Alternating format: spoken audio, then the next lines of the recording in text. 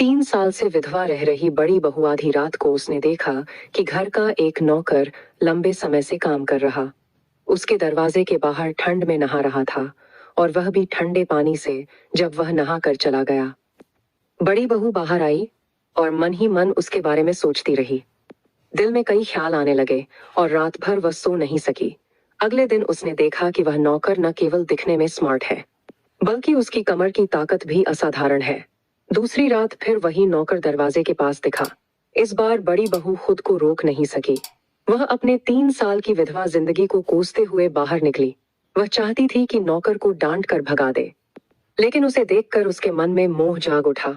फिर वह उसे अंदर बुलाकर जीवन की बातें करने लगी, लेकिन वह ये नहीं जानती थी कि ये सब छोटी बहू की चाल थी। दरअसल कुछ दिन पहले बड़े जमींदार की मौत हो गई थी।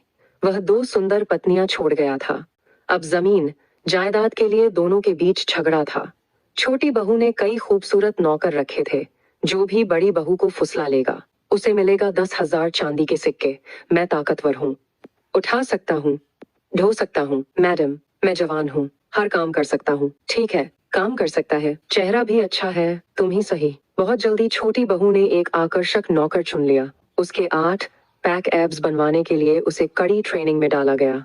फिर एक दासी उसे लकड़ियों के ढेर के पास ले गई और उसे 3 दिन तक लोहे जैसी हथेली का अभ्यास करने को कहा।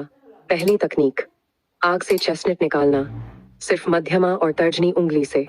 दूसरी तकनीक, चालाक जीभ, जीभ से साफ करना। तीसरी तकनीक, कमर की ताकत से सबको मात।